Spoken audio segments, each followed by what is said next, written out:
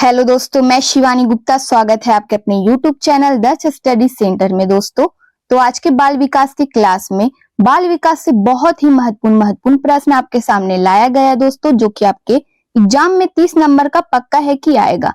इसीलिए आप वीडियो के अंतिम समय तक अवश्य बने रहे ताकि आपको हर प्रश्न से संपूर्ण जानकारी प्राप्त हो सके। और आपका एग्जाम भी दोस्तों बहुत ही नजदीक आ रहा है, इसीलिए आप हर प्रश्न की ओर बारीकी से ध्यान दें। अतः बिना समय गवाए दोस्तों हम लोग पहले प्रश्न पर ध्यान देंगे दोस्तों, जो कि बहुत ही महत्वपूर्ण है। तो हमारा प्रश्न है दोस्तों, ग्रेडिंग प्रणाली किस प्रकार का मूल्यांकन है? बताइए दोस्तों, ग्रेडिंग प्रणाली किस प्रकार का मूल्यांकन है? ए में है निरपेक्ष मूल्यांकन, बी में है सापेक्ष मूल्यांकन, सी में दोस्तों उपयुक्त दोनों, ए बी दोनों, या फिर डी में दोस्तों उपयुक्त कोई नहीं। बताइए दोस्तों, इनमें से हमारा इसका उत्तर क्या होगा? ग्रेडिंग प्रणाली किस प्रकार का मूल्यांकन है? तो निरपेक्ष मूल्यांकन भी और सापेक्ष मूल्यांकन भी। सी ऑप्शन हमारा इसका उत्तर हो जाएगा दोस्तों, उपयुक्त दोनों। अगले प्रश्न पर ध्यान देंगे दोस्तों, विषय वस्तु की रूपरेखा है। विषय वस्तु की रूपरेखा है पाठचर्या, बी में दोस्तों पाठ्यक्रम, सी में है पाठ, या फिर डी में दोस्तों इकाई।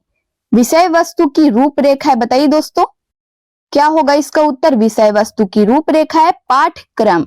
बी ऑप्शन हमारा इसका उत्तर हो जाएगा पाठ्यक्रम। अगले प्रश्न पर ध्यान देंगे दोस्तों, कक्षा के वातावरण में मूल्यों, मानकों और विश्वास का प्रसारण है।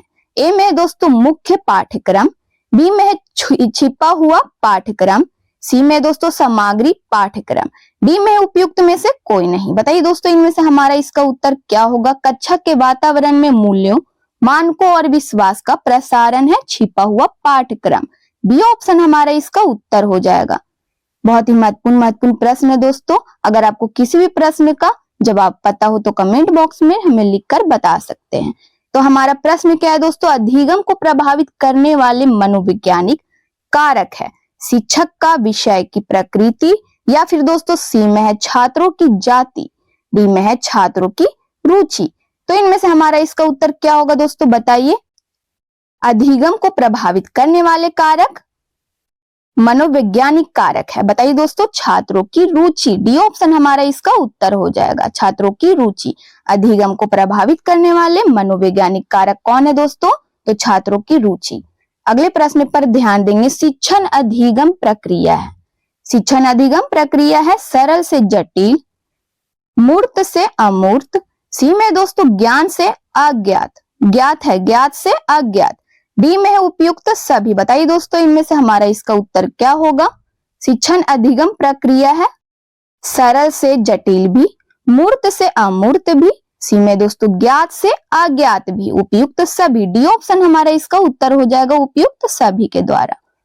अगले प्रश्न पर ध्यान देंगे दोस्तों, इनमें से कौन सा कारक शिक्षण अधिगम को प्रभावित नहीं करता है? परिपक्वता, या फिर बी में दोस्तों तात्पर्यता, सी में है आकांक्षा का स्तर, डी में है भौगोलिक सीमा। तो इनमें से हमारा इसका उत्तर क्या होगा दोस्तों? बताइए, इनमें से कौन सा कारक है जो दोस्तों शिक्षण अधिगम को प्रभावित नहीं करता है? तो इनमें से हमारा इसका उत्तर है दोस्तों भौगोलिक सीमा। डी ऑप्शन हमारा इसका उत्तर हो जाएगा। ठीक है दोस्तों, शिक्षण अधिगम को प्रभावित नहीं करता है, इनमें से क्या होगा दोस्तों? भौगोलिक सीमा। अगला प्रश्न हमारा है दोस्तों, स्मारक है सैद्धांतिक शिक्षण सामग्री, बी में है दृश्य शिक्षण, सी में दोस्तों स्मरण सहायक शिक्षण सामग्री, डी में है उपयुक्त सभी। बताइए दोस्तों, इनमें से हमारा इसका उत्तर क्या होगा? स्मारक है स्मरण सहायक शिक्षण सामग्री, सी ऑप्शन हमारा इसका उत्तर हो जाएगा। अगले प्रश्न पर ध्यान देंगे दोस्तों, हैंड्स ऑन अधिगम का लाभ है नए कौशलों को सीखने में, बी में दोस्तों प्रकृति से अंतः क्रिया के लिए प्रोत्साहित करना, सी में उपयुक्त दोनों, या फिर डी में दोस्तों उपयुक्त दोनों में से कोई नहीं। तो इनमें से हमारा इसका उत्तर क्या होगा दोस्तों? बताइए। हैंड्स ऑन अधिगम का लाभ है नए कौशलों को सीखने में भी, प्रकृति से अंतः क्रिया के लिए प्रोत्साहित करना भी, अर्थात सी ऑप्शन हमारा इसका उत्तर हो जाएगा दोस्तों उपयुक्त दोनों। अगला प्रश्न हमारा है दोस्तों, उत्तम शिक्षण है पेशेवर चरित्र का, बी में दोस्तों प्रजातांत्रिक का, या फिर सी में योजनाबद्ध क्रिया का, डी में है उपयुक्त सभी। बताइए दोस्तों, इनमें से हमारा उत्तर इसका क्या होगा? उत्तम शिक्षण है पेशेवर चरित्र का भी, प्रजातांत्रिक का भी, और सी में दोस्तों योजनाबद्ध क्रिया का भी, अर्थात डी ऑप्शन हमारा इसका उत्तर हो जाएगा उपयुक्त सभी। अगले प्रश्न पर ध्यान देंगे दोस्तों। शिक्षक शिक्षार्थी की समस्या समाधान करता है। मनोवैज्ञानिक शिक्षण से, उपचारात्मक शिक्षण से, सी में दोस्तों औपचारिक शिक्षण से, डी में अनौपचारिक शिक्षण से। बताइए दोस्तों इनमें से हमारा इसका उत्तर क्या होगा? तो इनमें से हमारा इसका सही उत्तर है दोस्तों शिक्षक शिक्षार्थी की समस्या समाधान करता है उपचारात्मक शिक्षण से। बी ऑप्शन हमारा इसका उत्तर हो जाएगा उपचारात्मक शिक्षण से। अगला प्रश्न हमारा दोस्तों अधिगम है सक्रिय, निष्क्रिय, स्थिर या फिर अवलोकन। बताइए दोस्तों क्या है? अधिगम है सक्रिय। ऑप्शन हमारा इसका उत्तर हो जाएगा अधिगम क्या है दोस्तों? सक्रिय है। अगले प्रश्न पर ध्यान देंगे दोस्तों। उद्देश्य है क्या है दोस्तों? उद्देश्य है व्यापक लक्ष्य या प्रयोजन। बी में दोस्तों विशिष्ट कथन, या फिर सी में दोस्तों लक्ष्य प्राप्ति हेतु लिए गए कदम। डी में दोस्तों उपयुक्त में से कोई नहीं। बताइए दोस्तों उद्देश्य क्या है? व्यापक लक्ष्य या प्रयोजन। ये ऑप्शन हमारा इसका उत्तर हो जाएगा। अगले प्रश्न पर ध्यान देंगे दोस्तों। भावात्मक क्षेत्र प्रतिबिंबित नहीं होता है। प्रतिबिंबित नहीं होता है 40 मिनट की कक्षा में, या फिर एक पाठ में। सी में दोस्तों एक उप विषय में, डी में उपयुक्त सभी में। तो इनमें से हमारा इसका उत्तर क्या होगा दोस्तों? बताइए। भावात्मक क्षेत्र प्रतिबिंबित नहीं होता है 40 मिनट की कक्षा में भी नहीं दोस्तों, और एक पाठ में भी नहीं, एक उप विषय में भी नहीं। डी ऑप्शन हमारा इसका उत्तर हो जाएगा उपयुक्त सभी में। अगले प्रश्न पर ध्यान देंगे दोस्तों। सबसे कम आकर्षक शिक्षण विधि है। बताइए दोस्तों व्याख्यान, कार्यभार, परियोजना या संगोष्ठी। तो इनमें से हमारा इसका उत्तर क्या होगा दोस्तों? बताइए। सबसे कम आकर्षक शिक्षण विधि है व्याख्यान। ए ऑप्शन हमारा इसका उत्तर हो जाएगा व्याख्यान। अगले प्रश्न पर ध्यान देंगे दोस्तों। शिक्षार्थी केंद्रित विधि है। शिक्षार्थी केंद्रित विधि है आगमन विधि, निगमन विधि, व्याख्यान विधि या फिर दोस्तों निर्देश विधि। शिक्षार्थी केंद्रित विधि है आगमन विधि। ये ऑप्शन हमारा इसका उत्तर हो जाएगा आगमन विधि। अगला प्रश्न है दोस्तों हमारे में से एक परियोजना विधि के लिए सही नहीं है। ए में दोस्तों शिक्षक केंद्रित, बी में है वास्तविक जीवन में संपादित, सी में है सामाजिक वातावरण में घटित, डी में दोस्तों उद्देश्यपूर्ण क्रिया। ठीक है दोस्तों, तो इनमें से हमारा इसका उत्तर क्या होगा? शिक्षक केंद्रित परियोजना विधि के लिए सही नहीं है। ठीक है दोस्तों, शिक्षक केंद्रित ए ऑप्शन हमारा इसका उत्तर हो जाएगा। अगले प्रश्न पर ध्यान देंगे दोस्तों। पाठ योजना में पुनरावृत्ति होती है मूल्यांकन के पहले, गृह कार्य के पहले या फिर सी में दोस्तों मूल्यांकन के बाद, गृह कार्य के बाद। तो इनमें से हमारा इसका उत्तर क्या होगा दोस्तों? बताइए। मूल्यांकन के पहले ऑप्शन हमारा इसका उत्तर हो जाएगा मूल्यांकन के पहले। अगले प्रश्न पर ध्यान देंगे। पाठ योजना तैयार करने में पहला चरण है पाठ्य सामग्री का चयन, बी में दोस्तों उद्देश्य निर्माण, सी में है परिचय के प्रश्न तैयार करना या फिर डी में दोस्तों उप विषय का दोहराव करके। तो इनमें से हमारा इसका उत्तर क्या होगा दोस्तों? बताइए। पाठ योजना तैयार करने में पहला चरण क्या है दोस्तों? उद्देश्य निर्माण। बी ऑप्शन हमारा इसका उत्तर हो जाएगा उद्देश्य निर्माण का। ठीक है, अगले प्रश्न पर ध्यान देंगे। सूक्ष्म शिक्षण में कौन से चरण शामिल हैं? सूक्ष्म शिक्षण में कौन से चरण जो है शामिल है? ज्ञान प्राप्ति की स्थिति, कौशल अधिग्रहण की स्थिति या फिर सी में दोस्तों अंतरण स्थिति, डी में है उपयुक्त सभी। तो इनमें से हमारा इसका उत्तर क्या होगा दोस्तों? बताइए। ज्ञान प्राप्ति की स्थिति भी, कौशल अधिग्रहण की स्थिति भी, अर्थात डी ऑप्शन हमारा इसका उत्तर हो जाएगा दोस्तों अंतरण स्थिति भी हो जाएगा। डी ऑप्शन हमारा इसका उत्तर है उपयुक्त सभी। अगले प्रश्न पर ध्यान देंगे दोस्तों। एक शिक्षक द्वारा श्यामपट्ट का सबसे अच्छा उपयोग किया जा सकता है। बताइए दोस्तों कैसे उपयोग किया जा सकता है? तो ए में है दोस्तों छात्रों को चौकस बनाने के लिए, बी में है महत्वपूर्ण और उल्लेखनीय बिंदुओं का लेखन के लिए, सी में दोस्तों ए और बी दोनों, डी में है उपयुक्त में से कोई नहीं। तो इनमें से हमारा इसका उत्तर क्या होगा दोस्तों? बताइए।